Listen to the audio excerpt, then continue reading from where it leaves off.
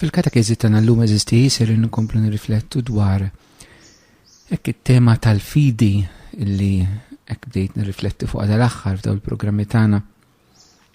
Raġuni li qed nirriflettu ftit anke dwar din it-tema tal-fidi għaliex kull tiġdid fil-ħajja tal-Knisja b'xi mod li timiss ma' tiġdid tal-ħajja tal-fidi tagħna. Għaliex il-Knisja mhijiex sempliċement organizzazzjoni, istituzzjoni, għandha dik id-dimensjoni għaliex hija realtà umana u allura tgħaddi minn kull realtà li kull istituzzjoni umana tgħaddi minnha, imma il-Knisja mhijiex sempliċement istituzzjoni, hija l-għaqda tagħna flimkien fil-fidi f'Ġesu u l-għaqda tagħna flimkien ma' Alla. U għaldaqstant hija din ir-realtà ta' fidi li hija fil-qalba tal-ħajja tal-Knisja. Illi kull darba l-Knisja minn żmien għal ieħor ikollha bżonn, il-Knisja dejjem għandha bżonn tiġġedded, imma jiġu momenti fejn ikollha bżonn tiġdid iktar profond, tiġdid iktar radikali, tiġdid iktar paradigmatiku, ġifieri jekk li jagħtina orjentament mod ġdid kif inkunu Knisja għaliex iż-żminijiet tas-soċjetà jkunu tbidlu. Fi żminijiet fl-istorja u dan wieħed mill-momenti storiċi li l-Knisja għaddejja minnu fil-ħajja tagħha fejn bżonn hekk din il-bidla anke fil-mod li nkunu Knisja. Uħud faċilment li din il-bidla iġibuha faċilment bidla jew ta' talim, bidla ta' dottrina, bidla ta' fidi, dak huwa żbaljat. Il-fidi li tibqa' fil-qalba tagħha l-istess hija l-espressjoni tagħha illi titbiddel minn żmien għal ieħor. U għalhekk qegħdin naraw bil-mod il-mod hekk din aspetti differenti li qegħdin naraw aspetti differenti tar-realtà tal-fidi. Tkellimna diġà rajna kif dak li joġob l-Alla fil-qaddisin tiegħu huwa l-fidi għax fl-aħħar mill-aħħar il-Knisja teżisti biex lilna twassalna triq tal-Dusija. Rajna kif ir-relazzjoni ma' Ġesu hija relazzjoni fil-fidi u mhux fl-emozzjonijiet. Ħarisna ftit lejn Marija u Giuseppe bħala ġiex modelli anke tal-fidi. Rajna wkoll il-kmandament ta' Ġesu li jinkludi l-fidi u l-imħabba l-tnejn li huma ma nistgħux nifirduhom minn xulxin. L-Ispiritu Sant huwa l-Ispiritu tal-imħabba imma mhux biss huwa wkoll l-Ispiritu tal-verità, il-fidi u l-verità li jmorru flimkien. Illum ser naraw daqsxejn ftit dwar is-sejħa għall-fidi. Għaliex Ġesu nnifsu eżisti lilna fil-kelma tiegħu fil-Vanġelu, Ġesu li terraq fit-toroq tal-Palestina u għall-istess Ġesu li terraq fit-toroq ta' qalbna, fit-toroq tal-ibliet tagħna, fil-knejjes tagħna, fil-mezzi ta' komunikazzjoni tagħna. U Ġesu jiġi għamlilna l-istess tedina. Jekk immorru San Ġwan, kapitlu 6, vers 28, kif dejjem inħeġġiġkom, żommu dejjem il-Bibja qrib tagħkom waqt dawn il-programmi bajra u karta biex tieħdu nota ta' dawn il-vrus tal-kelma tal-Alla. Ejjew ma nkunux għażiena fejn tidħol il-kelma tal-Alla. Ejjew ma nkunux insara dixxipla ta' Ġesu, insara kattoliċi li nkunu ignoranti fil-kelma tal-Alla. Li l-kelma tal-Alla ma nkunux nafuha, ma niftħuhiex, ma nqalbuhiex, ma nitolbux biha, ma nistudjawhiex. Eżisti dan huwa nuqqas kbir li għandna fil-Knisja, fil-Knisja Kattolika anke f'Malta. L-maġġoranza tagħna eżisti l-kelma tal-Alla għadha mhijiex f'idejhom. Ma tistax tkun nisrani mingħajr ma jkollok il-kelma fuq fommok, fuq qalbek, fuq idek. Għalhekk inħeġġiġkom nagħmlu l-efforts kollha tagħna biex nitħabbu mal-kelma. Mingħajr il-kelma ma nafux il-Ġesu kif kien jgħidilna San Ġilorbu. Dak kien parentesi sajr. Mela San Ġwan kapitlu 6 vers 28 Ġesu jgħidilna, il-Vanġelu jgħidilna hekk. Imbagħad staqsewh. X'għandna nagħmlu biex nagħmlu l-opri ta' Alla? Ġifieri, x'għandna nagħmlu biex inkunu qegħdin nagħmlu dak li Alla jrid minna? X'kienet it-tweġiba Ġesu? L-opra ta' Alla, jiġifieri dak li Alla jrid minna hija din. Li intom temmnu f'dak illi huwa bagħat. U dak illi il-Missier bagħat huwa l-persuna ta' Ġesu. Mela hawnhekk huwa Ġesu Kristu nnifsu li qed jagħmlilna din l-istedina tal-fidi. Dak li Alla l-Missier irid minnek, irid minni, irid minn kull bniedem li nemmnu f'Ġesu Kristu. L-opra ta' Alla hija din li nemmnu f'Ġesu Kristu, nemmnu f'dak li huwa bagħat. U allura eżisti jgħidilha mhix kwistjoni li nenfasizza li nikkompromettu l-persuna ta' Ġesu ma' reliġjonijiet oħrajn, ma' dak li fetlilna moħħna, ma' dak li ngħidu f'isem Alla. Ġesu ġiurina Alla xrid il-missier li nemmnu f'Ġesu. Mela ma nkunu żvijati mill-persuna ta' Ġesu u dan namluh f'isem Alla nnifsu. Għaxi drabi nsibu ċerti argumenti, ċertu diskussjonijiet li kulħadd irid jinterpreta lil Alla, irid ifisser lil Alla u meta aħna il-wiċċ tal-missier ġirjunna Ġesu, mela ma nistgħux nifmu il-Alla vera mingħajr Ġesu Kristu. Il-bqija sistien noħolqu dak li l-bniedem jaħseb dwar Alla, tajjeb kemm hu tajjeb, imma mhux il-verità, anke kjoqrob leha. Huwa biss dak li jurina f'Ġesu li aħna nsibu il-viżjoni vera, reali, autentika ta' min huwa Alla. Però Ġesu nnifsu jidilna rridu nemmnu fih biex naslu għal dan. Ejjew nilqgħuha b'mod personali x'inhu dak li Alla jrid minnek. L-ewwel qabel kollox Alla jrid minnek li inti temmen f'Ġesu. Qed nagħmel enfasi dan għax xi drabi aħna meta jgħidu Alla x'irid minni. Mill-ewwel morru iridniex niżżewweġ, iridniex nevanġelizza, iridniex niżel patri, soru, iridniex naħdem għall-familja, iridx ngħin il-foqra. Qabel dan kollu, l-ewwel ħaġa li Alla l-missier irid minnek li inti temmen f'Ġesu qabel minn saċerdot, qabel minn patri, qabel minn soru, qabel minn miżżewweġ, qabel ma inti taħdem għall-familja, qabel ma inti tmur il-missjoni. Din nixtieq nenfasizzar xi wħud minna inserħu moħħna u ngħidu jien mhux naħdem għall-familja, dak l-importanti li nżomm il-familja. Issa nitlob xi mmurx il-quddies jiena mhux laqwa li ma naqli biex il-mara u li jiena fidil lejha. Eżisti dak huwa argumenti anke ta' min ma jemminx. Anke min ma jemminx jista' jaħdem għall-familja u jista' jkun fidil lejn martu. Aħna bħala nsara l-muleti għamlilna sejħa iktar profonda l-ewwel qabel kollox li nemmnu f'Ġesu. U allura ma nistgħux impoġġu relazzjoni tagħna ma' Ġesu second class meta għandi l-ħin. Eżistijaj din tkun fil-qalba il-Knisja jekk fil-qalba tagħha m'hemmx din il-fidi passjonali lejn il-persuna żiża ta' Ġesu, jekk Ġesu mhuwiex joħdilna moħħna, qalbna, l-attenzjoni tagħna, jekk dak li nagħmlu fil-Knisja u x'inhu ma nagħmluhx għal Ġesu, aħna eżistijaj maħniex Knisja. Jekk f'dak li nagħmlu A to Z u x'inhu ma nagħmluhx għal Ġesu mill-Papa l-isfel maħniex Knisja. Aħna xi ħaġa oħra imma mhux il-Knisja ta' Ġesu Kristu. Żgur li le. Eżistijaj. Hija ċara. Dak li hija l-qalba tal-Knisja, jekk il-Knisja hija l-post, jekk hija l-komunità fejn aħna verament nistgħu nilqgħu l-Vanġelu u ngħixuh. Ġesu fil-Vanġelu jurina x'irid il-missier. Illi aħna nemmnu f'Ġesu. Mela l-Knisja mhix istituzzjoni biex toqgħod tagħmel il-karità. Sabiħa kemm sabiħa. Il-Knisja mhix istituzzjoni biex ikollha l-iskejjel, biex ikollha djar tal-anzjani, biex ikollha djar ta' tfal, biex tibgħat il-missjonarji fejn hemm il-foqra. Ċertament li dawn huma affarijiet sbieħ u affarijiet tajbin, però ma tirrealizzawx li daw kulħadd jista' jagħmilhom anke min ma jemminx f'Ġesu. L-istat li m'hemmx għalfejn jemmen f'Ġesu ukoll. L-istat li ma jemminx f'Ġesu ukoll għandu l-iskejjel, għandu djar tal-anzjani, għandu djar tat-tfal, għandu l-volontarjat. Ukoll, anke min ma jemminx f'Ġesu daw jista' jagħmilhom. Il-Knisja hija realtà aktar profonda, ma nassoċjawx il-Knisja sempliċiment ma dawn l-affarijiet biss, mhux qed ngħid li dawn m'għandhomx ikunu, imma fil-Knisja dawn iridu jkunu espressjoni tal-fidi tagħna f'Ġesu, b'differenza minn min jagħmilhom u ma jemminx fi Kristu. U allura dinna rridu nistaqsu lil nfusna f'kollox.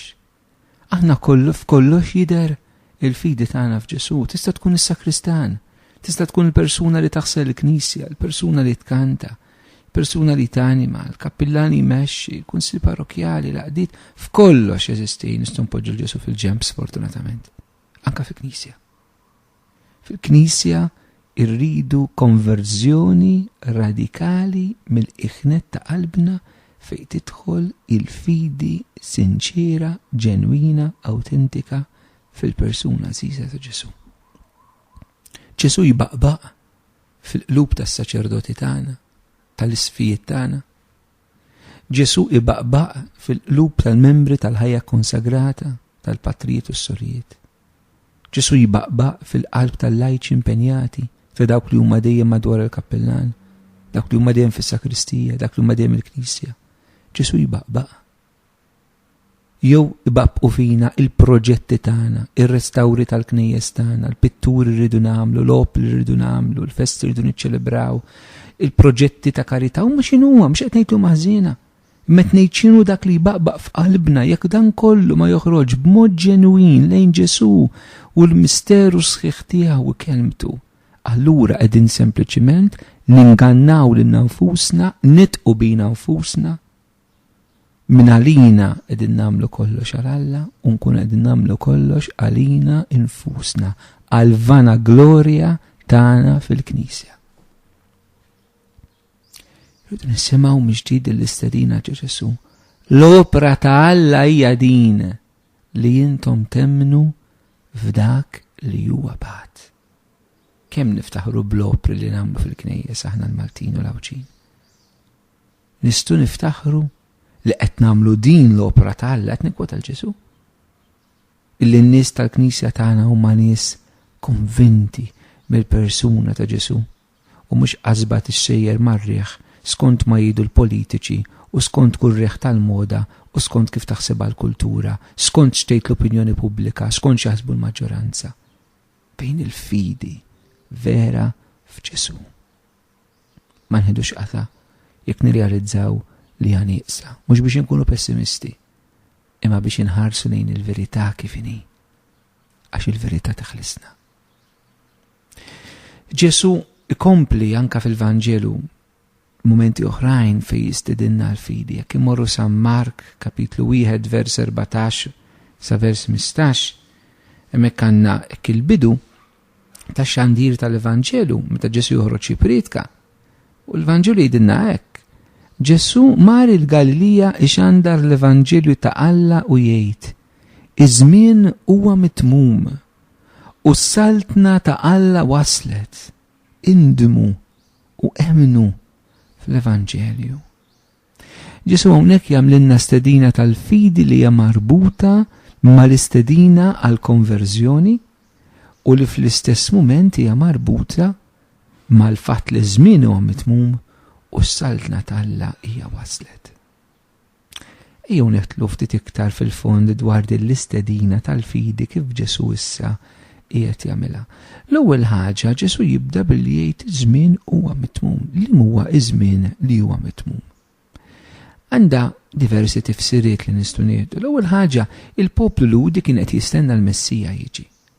Kien f'dan iż-żmien ta' vent twil permezz tal-profeti, snin, eluf ta' snin jistenna id-dan Messija. Issa dan iż-żmien ta' stennija spiċċa.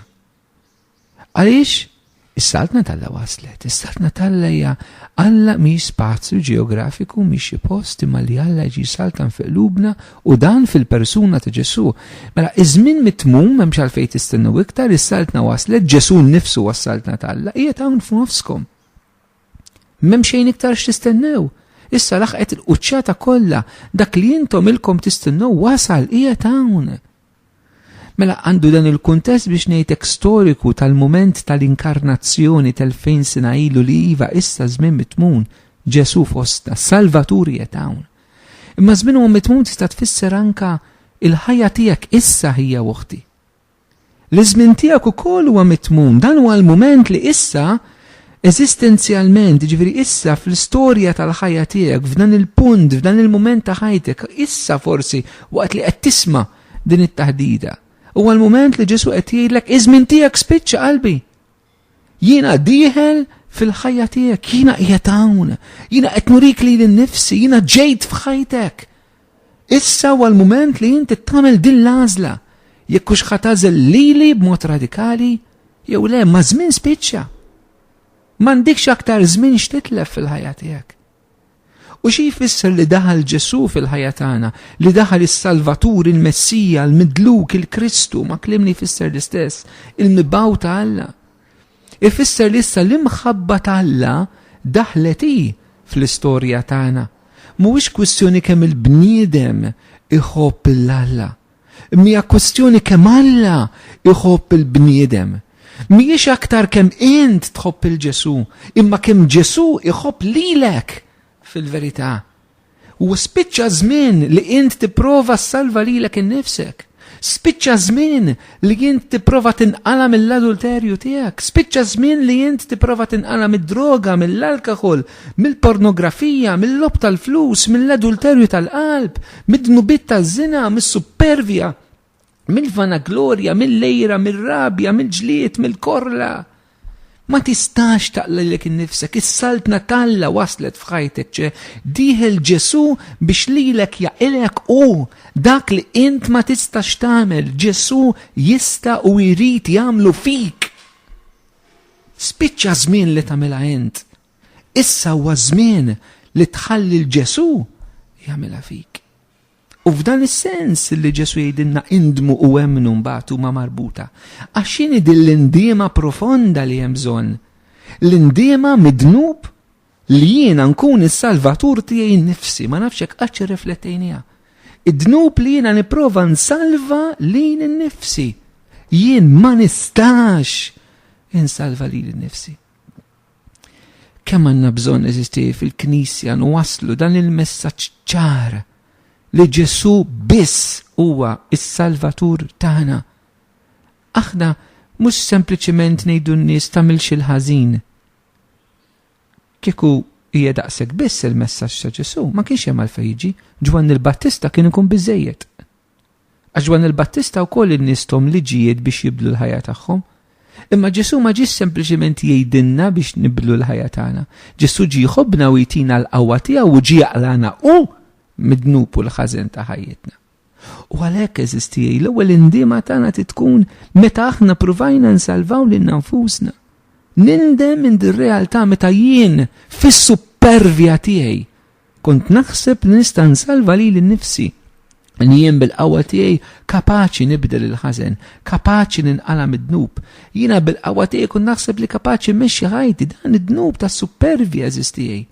Id-dnub li nkunu auto-salvaturi. Li dan jidħol fina fin mingħajr ma nindunawn. Din l-attitudni bażika, per eżempju, li nsibuha anke f'reliġjonijiet oħrajn li qed jinfiltraw anke fl-Ewropa, anke f'mentalità tansara, per eżempju permezz tal-Buddiżmu. Il-Buddiżmu li mhuwiex reliġjon li hemm infalla, imma huwa biex ngħidu hekk mixja b'ċerta teknika, eccetera, fejn inti tissalva lilek innifsek, tinħeles minnek innifsek. Il-bniedem ma jistax jisalva lilu nnifsu, maħbub intijaj. Ġesu biss li hu s-Salvatur tagħna u rridu nindmu minn dan id-dnub. Anke fil-Knisja.